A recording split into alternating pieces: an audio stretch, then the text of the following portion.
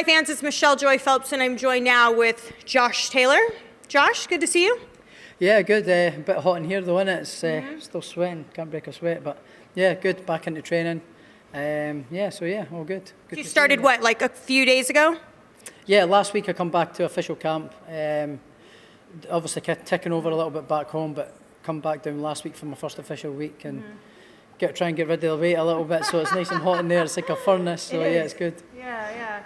Well, last I saw you was in, where was it, Ireland? Yeah, Belfast. Yeah, Belfast, and that's where you officially announced that you have your fight coming up on December the 18th. What's going on with all of that? Have you, what have you learned so far of Jack Catterall? I mean, I know this has been a long time coming. He did step aside, allow you to have the fight with Jose Ramirez, and you're a man of your word, and you said you'd fight him if you won. Yeah, obviously did the right thing to step aside and let that fight happen, but obviously he knew what he was doing. He knew that if he stepped aside, he was in a good position either way. If he steps aside, he was getting a shot at title no matter what, but if he did step aside, he now has a chance to fight for all the belts instead of just the WBO or whatever, you know. So, so there was method in his madness to doing it as well. You know, it wasn't just him being a gentleman too. He was obviously for a reason as well. So he's got the shot at all the belts. But he's a good fighter. He's a very good fighter. He's beating everybody in front of him with kind of no problems really. I have seen things that I think I'll be able to exploit on fight night, and I think I can get rid of that fight pretty handily. Win this fight pretty handily. I think if I'm on form and on shape and good form, I think I win. If I'm on my night, he can't win that fight. I don't think. You look like you've been enjoying life, having a good time. Congratulations again. I can't continue to say that enough. What's life been like for you since becoming undisputed? Not changed an awful lot, but in terms of like media stuff, it's been quite a lot. Doing like a league of their own and Question of Sport and up and down to London, doing lots of media stuff. The media attention's been quite a lot, so I've been quite busy doing that the last couple of months. So that led to me end up taking a little bit more time off than I wanted to. But it was good. I've enjoyed it. It was quite good. I've enjoyed my time off. I got to catch up with some good food. Chinese food, pizza, and good steaks and that. So I like my grub. So I kind of overindulged a little bit too much and got a little bit of a belly going on. But no, it's been good. It's been good. Obviously, you've just been back just for a few days, but is it tough for you to go, God damn, I gotta go back into camp, or is it easy for you to sort of make that switch? No, I like it. I've done training like this since I was, a young kid. I've always done some kind of activity or sport or training. So my life wouldn't be the same without training and keeping fit. So, but it was good to have a little bit of time off, a little bit of relaxation. That was a long camp for that last one. A lot of postponements for the fight before that as well. So I was in constant camp and away from home a long time. So it was good to get a little bit of time away from boxing and a little bit of time to catch up with my friends and my family and just switch off for a little while. So yeah, it was good that way as well. But no, it was. I'm excited to be back in camp. My life wouldn't be complete. I'm always in the gym. I'm always keeping fit. So yeah, I'm excited to be back in camp and back into a routine and doing what I do and what I love doing. So yeah, it's good. So I didn't get to talk to you post-fight, but I wanted to ask you. I'm pretty sure you've probably been asked this already, but I don't remember hearing your response to it. What did you make of Jose Ramirez saying he would have won if it weren't for the knockdowns, believing that it was close? The fight was close, If it wasn't for the knockdowns, I think I would have won the fight. I think you should go back and watch it again. And I think he only maybe won it, maybe 3 rounds of that fight. It wasn't even close. It was just why I cruised in the last couple of rounds and just boxed them. And I wasn't out of second gear. I believe if I'd put my foot on the gas rounds 8, 9, 10, I'd have got him out of there because he was flagging, he was slow, he was flailing a little bit, but my hands were really hurting really quite bad. So I decided, I knew I was miles ahead in the fight, so I just decided to box him and let him swing and miss and made him look silly. So I don't think the fight was even close. It was almost like a sparring match at times. I don't think it was close at all, the fight. I think the scorecards were unbelievably biased. I was going to ask you about the scorecards. Yeah, they were unbelievably biased. You know, I know he was at home and they usually favour the home fighter a little bit, but that was, if I hadn't knocked him down, that fight would either been a draw or I'd lost the fight. If the judges had given me the 2 rounds that I knocked him down. You know, it's I thought that was ridiculous. And then the referee Kenny Bayless was terrible as well. So I just thought it was all against me, but he couldn't win. You know, I just thought it was absolutely no doubts who the winner of that fight was, and to score at 114, 112 on all 3 scorecards, I thought was a little bit disgusting. But I got the right decision in the end, so it's irrelevant. You know, Right. but him to think that he won the fight is delusional. I've maybe punched him a little bit too hard. Since the fight, your name has been quite a bit of a hot topic amongst the others, anywhere from 147 even down to 135. Let's talk about Teofimo Lopez. Now, he said recently, I know he's got a fight ahead of him.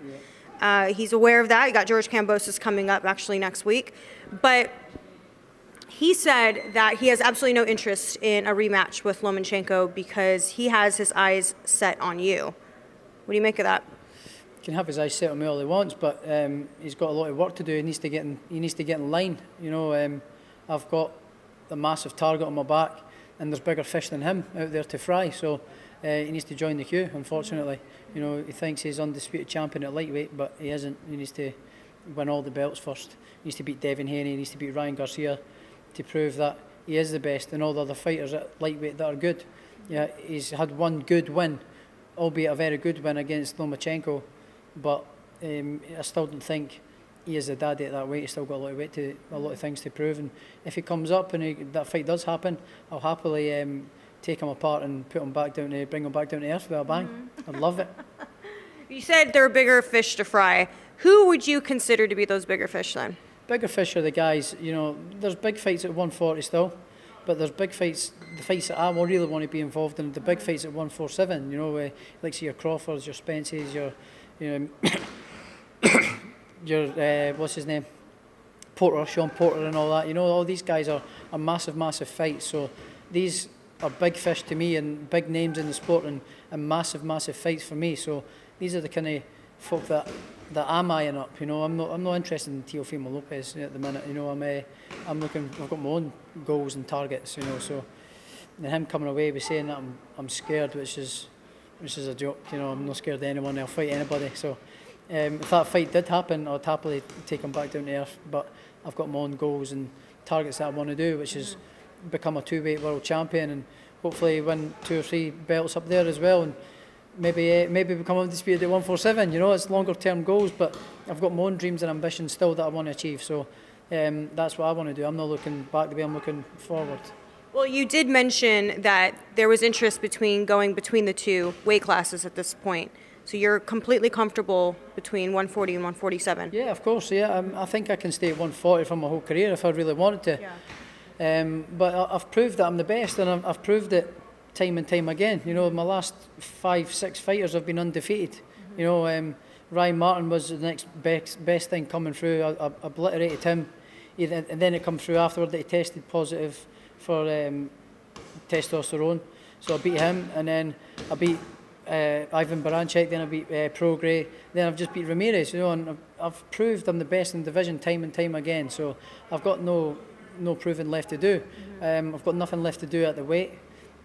So it'd be my next goal is to, you know, obviously I've got Jack Catterall coming up, so I'm not looking past him, but my longer term goals and ambitions are maybe 147 and maybe become a 2-weight world champion. But you know, all my energy and focus right now is on Jack Catterall, because if I don't get past him, all the dreams and ambitions are out the window. The big fights that we're talking about here aren't going to happen, you know, so I've got to get past Jack Catterall, and Jack Catterall then be in the position to get them fights, and I can't let that happen, you know. So I've got to make sure that I get the job done on December 18th. I know there was a lot of talk between you and Terence Crawford, not saying that there was an actual fight, like, you know, in the works, but there was a lot of interest in the idea of a possible fight between the 2 of you. You know that he's got a fight coming up against Shawn Porter. Who do you favor to win that fight? I think Crawford should win that fight on boxing ability. You know, Porter is a a hard night's work for anybody. You know, he makes it very physical, very tough, hard pace. You know, so sometimes boxing goes out the window and it comes into more of a dog fight, and with Shawn Porter, you know, so he's a tough night for anybody. But I think Crawford's boxing brain will come out on top on that fight eventually. But that's a good fight and a real interesting fight to watch. Interested in the winner? Of course, yeah, 100%. All right. So we know that Manny Pacquiao was somebody that you obviously, you said like he was your idol, right? Like you saw his performance against Yordenis Ugas, someone you previously sparred. I know you mentioned there was like some sparring talk there, something happened there. First of all, I do want to ask about that, the sparring session. What happens, you know, I probably shouldn't have even said anything. I kind of just come out, but you know, it's what happens in sparring sort of stays in sparring. But what I will say is I'm very, very confident if that fight did happen. I'm very confident that fight comes off, that I come out on top. So Yeah. that's all I'll really say on the matter. But yeah, I think he's a very good fighter. Don't get us wrong. He don't become world champion. He's Olympic medalist, double Olympic medalist and stuff. So yeah, he's a very good fighter. But I just think that performance against, or not his performance, but Pacquiao's performance was quite sad for me to watch, because he's my hero, you know. So it was quite sad for me to watch Manny Pacquiao look a little bit old and a little bit slow, you know. But it was still good, and he's still a hard night's work for anybody, Manny Pacquiao still. But and Do you think he should retire though? Me personally, I think probably yeah. You know, he's past his best, you know. And if I was to fight him now, there's no really any reward in it for me. You know, it's if I win the fight, it's you beat an old Manny Pacquiao, he's past it. You know, so I'm not getting anything to gain or any rewards. And if I get beat, it's you got beat by an old Pacquiao, an old past it Pacquiao. You know, so it's kind of a lose-lose situation for me. So it's not a fight that I would be interested in anymore. But I still would have loved to have had the opportunity to share the ring with my idol, like 100%. Well, let's talk a bit about what could possibly also happen. I mean, there's so many people on deck for you, Josh. Becoming undisputed sort of put this target on your back, right? Are you more than happy to like wear that target though?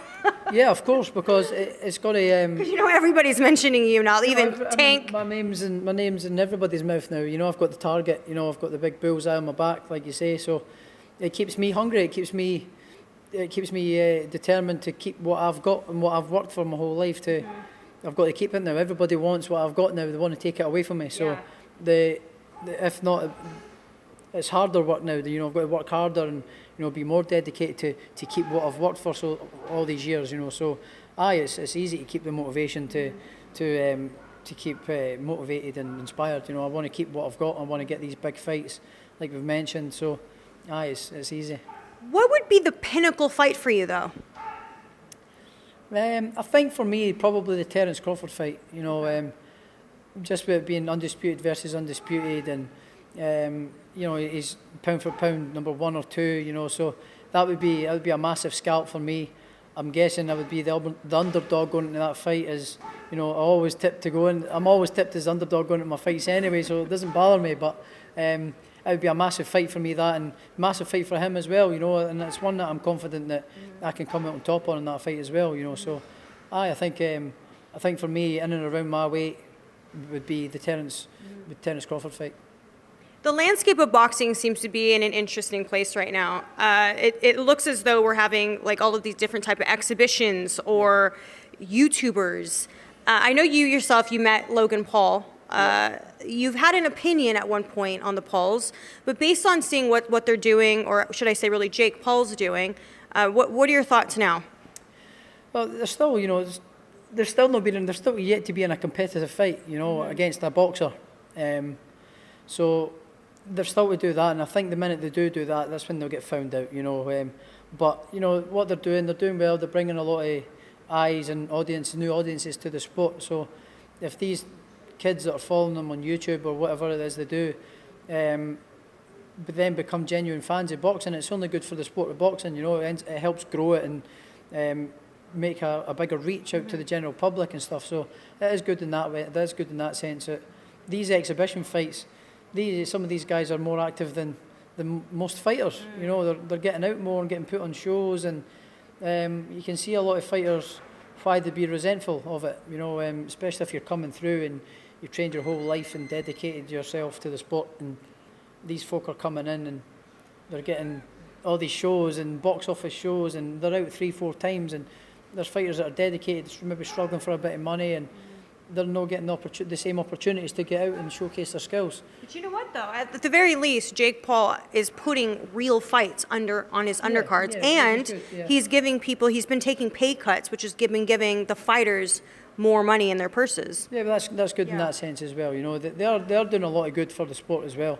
You know, I think it's good and bad, but they are doing good. They're doing well. They're bringing a lot of popularity to the sport and new audiences and big money as well. Like you're saying, the fighters are getting paid well as well. So, they are doing sort of good things for the sport, but they've still yet to be, you know, in a good competitive fight. But we'll see when that happens. The other exhibition fights, what are your thoughts on like the legends, the older guys fighting each other? Like Evander Holyfield when he fought Vitor Belfort. I don't really know. I've not really got an opinion on it. To be fair, you know, they're maybe going through midlife crises or something. You know, they're maybe having a bit of a hard time. They can't box anymore, or maybe adjusting. They maybe want to get. They've still got the itchy knuckles and stuff. They want to come in and have a go again.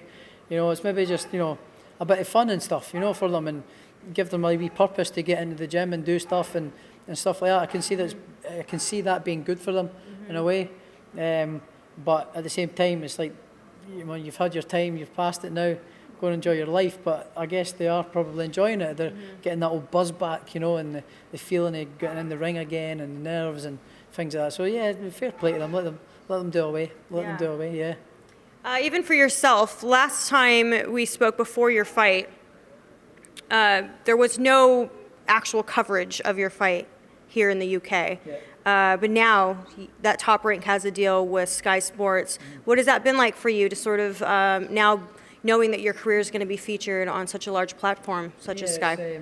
It's big for me. You know, I think it's not before time that I'm finally getting the platform and the recognition that I deserve. And I've been deserving of for a long time, I think. So I've now got the promotion behind me in Top Rank, and I've now got the Sky machine at the back of me. It's going to be promoting my fights and putting my profile out there, and, you know, and becoming hopefully a household name in British boxing. So yeah, it's going to be good. So yeah, they showed the fight now as well on Sky Sports. They've got on Sky Sports on demand, so people can go on and watch it and watch me create history. So yeah, it's been good, you know. So. I think it's come at the right time. I'm finally getting the right platform and the right backing at the back of me to support me and watch my fights. So yeah, it's come at the right time in my career, I think. This weekend, we know that you're going to be ringside for the big fight, Anthony Joshua versus Oleksandr Usyk. Do you have anyone that you favor in that fight? No, I don't favour anyone. You know, I think it's a very, very interesting fight. You know, I think with the natural size of AJ. And his strength and his speed and his youth and his ability as well, I think it can be a very tough night for Usyk, especially early on, if he comes out and uses his size and his strength and his weight advantages to his advantage. You know, if he uses that, it can be a very tough night for Usyk, and he might get him out of there. You know, because Joshua is a very sharp, quick puncher. You know, and he's a big, strong guy as well. So. It can be a tough night, you know. Usyk had a very tough night against Chisora. Now that showed that, you know, Usyk is quite a small heavyweight, so he might struggle. But I think if Joshua comes out and boxes, it then becomes more of Usyk's kind of fight, with that kind of standoffy kind of style, and be crafty and outpoint him. You know, that then becomes kind of Usyk's kind of style of fight. So I think it's a very interesting matchup, you know. So I don't really know. I probably edge towards Joshua on this fight, but it is a very interesting fight, and I'm going as a fan. You know, I'm not going as, you know, picking any sides. I'm going as a fan to watch the fight. So I'm excited to watch it. Is this your first AJ fight that you've been watching? No, I went to the Povetkin one. I went to the Povetkin one at Wembley Arena. I went to that one. I went to his one in Glasgow when he boxed up in Glasgow as well when he first turned pro. So yeah, I've been to a few of his fights. So yeah, I've been to a couple of his fights. Yeah. Must be exciting too to be able to see the success like Anthony Joshua's had on the platform such as Sky, and knowing now that your career will be continue to be built by Sky as well. Yeah, it's great. You know, I finally got the best platform in the UK at the back of me to promote my fights and get the back of me. So yeah, I'm excited. You know, like I've said, it's come at the perfect time for me. You know, I believe this part of my career, my last chapter, let's say, you know, my final chapter in my career is come at the perfect time. You know, I'm going to be in big fights hopefully, and it'll be saving the best till last hopefully. So yes, I'm happy that it's here now. What did you make of the fact that you now have another fight competing with yours on December 18th when you got Chisora versus Parker too? It is what it is. You know, I'm pretty sure they'll want to tune into a real proper fight. You know, myself, Undisputed Champion. You know, hopefully they tune into my fight. But you know, I'm not really bothered. You know, it's boxing fans are boxing fans. They'll tune in. I'm pretty sure they'll switch over channels. But you know, it's happened to me a few times, and it's happened a few times in the past with different shows. So that happens from time to time. So yeah, I'm not too fussed. Yeah, I'm not too fussed now. And lastly, Josh, how have you been handling sort of the newfound fame? You know, it's diehard boxing fans obviously would have known who you are, right? You're the World Boxing Super Series winner as well. But now it's sort of a different level, isn't it? Like, it's a different type of, I mean, you're undisputed, you know. It's a bit different. How have you been sort of responding to this, you know? It's been good, but it hasn't, for me, my lifestyle's not changed that much. My lifestyle's not changed at all, you know. I'm still the same person. Well, maybe not you, the lifestyle, but just in general, like yeah, it has been a little bit different, you know. Everywhere I go, you know, I'm getting recognised a little bit more. I'm getting, you know, people taking pictures and autographs and sign stuff, and getting asked to go here and there and do things and open gyms and open this and do that. So yeah, it's been pretty cool since I've been back. But yeah, I'm enjoying it, you know. But I don't go out and seek the fame, you know. I've never been like that, so I'm still the same old me, but it has been pretty cool. What's been your craziest fan experience so far? Has somebody tattooed your face on their thigh yet? I've actually, to be fair, yeah, there's been a tattoo. I've had a tattoo. There's been a tattoo. A guy from Edinburgh got me tattooed with a tartan tornado and all that around it on his leg. Oh my God. It's pretty cool. Yeah, it's pretty cool.